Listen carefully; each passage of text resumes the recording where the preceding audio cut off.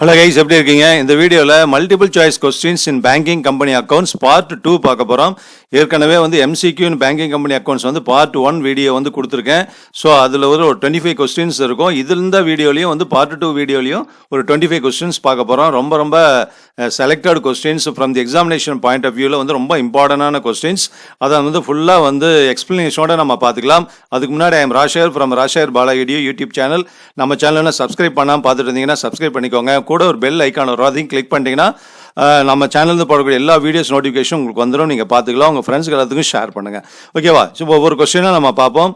So MCQ in banking company accounts, any asset which generates income in A bank is, அதாவது பேங்க்கில் எந்த asset நமக்கு இன்கம்மை generate பண்ணி கொடுக்க போகுது அப்படின்னா ஏதாவது அசட்ஸ் பர்ஃபார்ம் பண்ணிட்டு இருந்தால் தான். ஸோ பர்ஃபார்மிங் அசட்ஸ் தான் கரெக்ட் ஆன்சர், நாட் அ நான் பர்ஃபார்மிங் அசட்ஸ். நான் பர்ஃபார்மிங் அசட்ஸ் மூலமாக பேங்க் எந்த ஒரு இன்கமும் கிடைக்காது. ஓகேவா? So next fixed assets, intangible assets எல்லாம் அது நார்மலான ஒவ்வொரு பேங்க்ல இருக்கக்கூடிய அசெட். நெக்ஸ்ட் பார்த்தீங்கன்னா 27th கொஸ்டின். நான் சீரியல் நம்பர் போன வீடியோவில் 25th கம்ப்ளீட் பண்ணேன். ஸோ அதுலேருந்து 26, 27 அதே கண்டினியூஸாக நான் கொடுக்குறேன். ஓகேவா? So provision for doubtful debts is shown under dash இந்த profit and loss account of a bank. ஒரு பேங்கினுடைய ப்ராஃபிட் அண்ட் லாஸ் அக்கௌண்ட்ல ப்ரொவிஷன் ஃபார் டவுட்ஃபுல் டெட்ஸ் அப்படிங்கிறது எந்த ஹெட்டிங்ல வரும்னு கேட்குறாங்க. ஸோ 4 ஹெட்டிங்லேயும் அது வராது. அதாவது ஷெட்யூல் 13, 14, 15, 16 வராது, செப்பரேட்டாக வரும். அதாவது ப்ரொவிஷன்ஸ் அண்ட் கண்டிஜென்சிஸ் அப்படிங்கிற ஹெட்டிங்கில் தான் வரும். So C is the answer. Next 28th பார்த்தீங்கன்னா form of balance sheet of a banking company includes reserves and surplus. Banking company balance ஷீட்டில் ரிசர்வ்ஸ் அண்ட் சர்ப்ளஸ் எந்த ஷெட்யூல்னு கேட்குறாங்க. ஸோ 1, 2, 3, 4 4 ஆப்ஷன் இருக்குது. ஷெட்யூல் 1ங்கிறது பேலன்ஸ் ஷீட்டை பொறுத்த வரைக்கும் கேபிட்டல். ஷெட்யூல் 2 தான் நமக்கு ரிசர்வ் அண்ட் சர்ப்ளஸ். அதனால 3, 4 கிடையாது. அது என்னங்கிறது பின்னாடி வீடியோஸில் கொஸ்டின் வரப்போ நம்ம பார்த்துக்கலாம். So B is the answer, scheduled 2. ஓகேவா? Next 29th banks are required to maintain SLR under which act. Bank ஒவ்வொரு பேங்குமே பார்த்தீங்கன்னா SLR ரிசர்வ் மெயின்டைன் பண்ணணும். அது எந்த ஆக்ட் படி அப்படின்னா section 24 of the banking regulation act படி தான் இந்த SLR மெயின்டைன் பண்ணும் ஒவ்வொரு பேங்க்கும். ஓகேவா? So 30th question reserve bank of India constituted under section 3 of the reserve bank of India act. ஓகேவா? RBI ஆக்ட் படி RBI கான்ஸ்டிடியூட்டட் எந்த செக்ஷன், அதாவது reserve bank of India constituted under section 3 of the reserve bank of India act. இந்த act படி reserve bank of India எந்த வருஷம் constitute பண்ணதுன்னு கேட்குறாங்க. ஸோ 1934. ஓகேவா? ஸோ அடுத்து 31st question. Balance sheet of a banking company includes fixed assets in எந்த ஷெட்யூலில் பேங்க் பேலன்ஸ் ஷீட்டில் ஃபிக்ஸட் அசட்ஸ் வரும்னு கேட்குறாங்க. So schedule number 10. ஓகேவா? அடுத்து 32 question. Change of name by a banking company only happens with approval of. ஒரு பேங்க்குக்கு name வச்சுட்டு அந்த பேங்க் திரும்ப நம்ம சேஞ்ச் பண்ணணும்னா நமக்கு எந்த பேங்கினுடைய அப்ரூவல் வேணும்னா டெஃபினட்டாக ரிசர்வ் பேங்க் ஆஃப் இந்தியானுடைய அப்ரூவல் தான். ஏன் அப்படின்னா அதுதான் apex bank of Indian banking system. ஓகேவா? So a Reserve bank of India. Next 33 question. Rebate on bills discounted of a banking company is. Rebate on bills discounted ஏற்கனவே நான் சொல்லியிருக்கேன் போன வீடியோவில் கூட. ஸோ கொஸ்டின் மாறி வந்துகிட்டே இருக்கேன். ரிபேட் ஆன் பில்ஸ் டிஸ்கவுண்டட் ஒரு கொஸ்டின் கண்டிப்பாக வரும். ஸோ டெஃபினட்டாக இட் இஸ் அ லைபிலிட்டி. ஏன் அப்படின்னா அது ஒரு அன்எக்ஸ்பயர்டு, அதாவது அன்எக்ஸ்பயர்டு டிஸ்கவுண்ட் சொல்லலாம், அல்லது இன்கம் ரிசீவ்ட் இன் அட்வான்ஸ் சொல்லலாம். So A is the liability, correct answer. 34th question. Paid up capital of a banking company must be 1/2 of.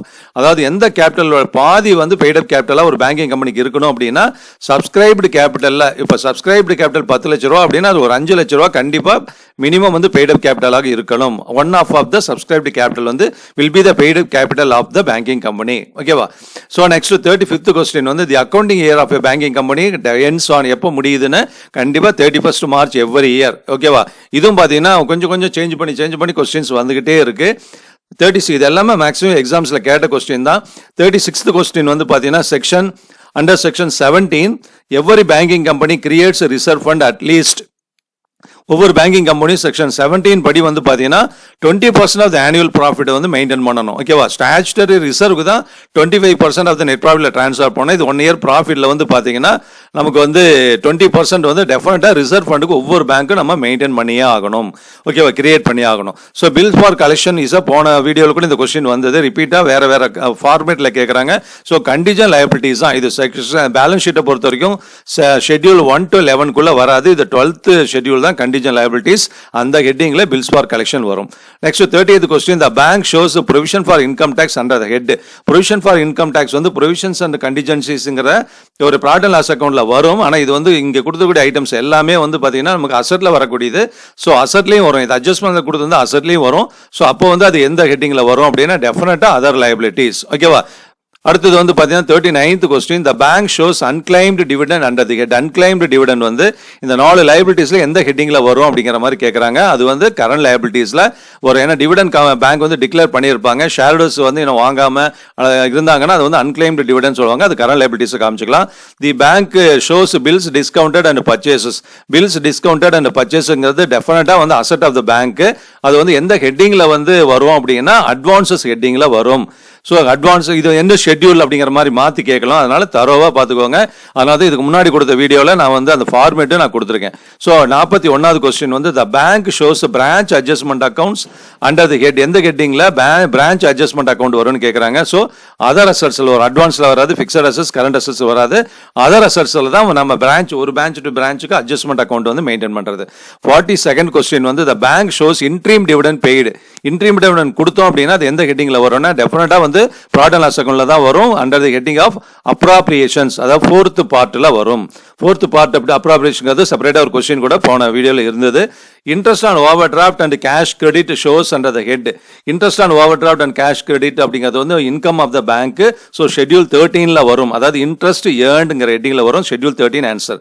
44வது question பார்த்தீங்கன்னா discount on bills discounted. Bills discounted and பர்ச்சேஸ்ங்கிறது asset. Discount on bills discounted அப்படிங்கிறது வந்து நமக்கு வந்து income. So அது வந்து எந்த ஷெட்யூலில் வரும்னு கேட்குறாங்க. First schedule of the profit and loss account, schedule 13 answer. ஓகேவா?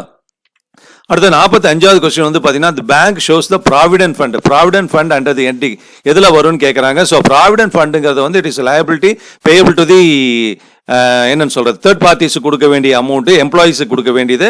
So other liabilities and provisions ஹெட்டிங்கில் தான் இதை வந்து பேலன்ஸ் ஷீட்டில் காமிக்கணும்.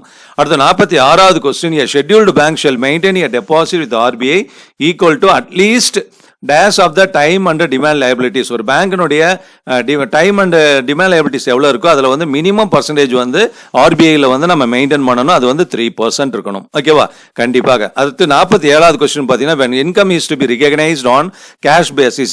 ஸோ கேஷ் பேசிஸில் இன்கம் நம்ம வந்து ரெகனைஸ் பண்ணுறப்ப எந்த வித்தியாசம் இருக்கணும் அப்படின்னா பர்ஃபார்மிங் அசட்ஸுக்கும் நான் பர்ஃபார்மிங் அசட்ஸுக்கு இருக்கக்கூடிய டிஸ்டிங்ஷனை பேஸ் பண்ணி தான் அதை நம்ம இருக்குன்னு சொல்கிறாங்க. அதனால் இந்த கொஸ்டின்ஸ் கொஞ்சம் நல்லா பார்த்துக்கோங்க. Performing and non performing assets இருக்கக்கூடிய டிஸ்டிங்ஷனை வச்சு தான். 48வது question, the maximum number of partners in banking கம்பெனியில் 10 தான். அது நம்ம எல்லாத்துக்கும் தெரியும். பேங்கிங்கினுடைய டெஃபினேஷன் எடுத்தாவே 10 ஃபார் பேங்கிங் பிஸ்னஸ் அதிலே சொல்லிடுவாங்க மீனிங்கில். அடுத்து வந்து banks are required to close their books on 30th September every year for internal purpose. இது போட்டு கன்ஃபியூஸ் பண்ணிக்கூடாது. ஒவ்வொரு பேங்க்குமே அவனுடைய அக்கௌண்ட்ஸ் வந்து 31st March தான் எவ்ரி இயர் க்ளோஸ் பண்ணுவாங்க. ஆனால் பேங்க் பர்பஸ்க்காக ஆஃப் இயர் க்ளோசிங் இருக்கு இல்லையா? அப்போ ஏப்ரல் 1ல ஸ்டார்ட் பண்ணாங்கன்னா April, May, June, July, August, September தான். அப்போ செப்டம்பர் 30ல ஆஃப் இயர் எண்டிங் முடிச்சிருவாங்க. அது வந்து இன்டர்னல் பர்பஸ் ஆஃப் த பேங்க்னா இது கரெக்டா ட்ரூ ஆஃப் ஃபால்ஸ்னு கேட்குறாங்க. It's definitely true. ஓகேவா? ஸோ அடுத்து வந்து 50வது question, if rebate on bills discounted is given outside the trial balance. அதாவது ரிபேட் ஆன் பில்ஸ் டிஸ்கவுண்டட்ங்கிறது சப்போஸ் அட்ஜஸ்ட்மெண்ட்ல கொடுத்துட்டாங்கன்னா அவுட் சைடு தி ட்ரையல் பேலன்ஸ்ங்கிறது அட்ஜஸ்ட்மெண்ட்ல இருந்ததுன்னா 2 இடத்துல அப்பியர் ஆகணும். இல்லை எந்த all adjustment will be presented will be shown in the 2 places. அப்போ the same should be subtracted. எதிலிருந்து கழிக்கணும் எங்க காமிக்கணும்னு கேட்குறாங்க. So bills rebate on bills டிஸ்கவுண்டட்ங்கிறது வந்து bills discount on bills discount schedule 13 வரும். அப்போ 13 கரெக்டாக நம்ம 13A and D இருக்கு. அப்போ வந்து அந்த 2ல தான் ஆன்சர் வரும். அது ஷோ நீ எதில் காமிக்கணும் அந்த அசட் நான் சொன்னேன். ஸோ அதனால வந்து நமக்கு எதில் வரும் அப்படின்னு நம்ம பார்த்துக்கலாம். ஷெட்யூல் 5ல நமக்கு வரும். So rebate on bills discounted அது வந்து நமக்கு ஷெட்யூல் 5ல வரும். That is a liability. ஓகேவா? ஸோ வந்து இதான் 50 கொஸ்டின் டோட்டலாக. இந்த வீடியோவில் 25 கொஸ்டின், போன வீடியோவில் ஒரு 25 கொஸ்டின் கொடுத்தேன். எல்லாமே ரொம்ப ரொம்ப இம்பார்ட்டன்டான கொஸ்டின். அது இல்லாமல் ஒன் மோர் கொஸ்டின் நான் ஆட் பண்ணுறேன். The balance sheet of banking company has to be prepared in. போன வீடியோவில் profit and loss account of banking company எப்படி ப்ரிப்பேர் பண்ணுறோன்னா ஃபார்ம் பி ஷெட்யூல் 3ன்னு சொன்னேன். இது வந்து பேலன்ஸ் ஷீட் வந்து ஃபார்ம் ஏ ஷெட்யூல் 3. ஓகேவா? ஸோ ஏ வந்து ஆன்சர். ஸோ இந்த வீடியோ ரொம்ப ரொம்ப யூஸ்ஃபுல்லாக இருக்கும். உங்கள் ஃப்ரெண்ட்ஸ் எல்லாத்துக்கும் ஷேர் பண்ணுங்கள். இன்னொரு வீடியோவில் பார்ப்போம். Thank you very much.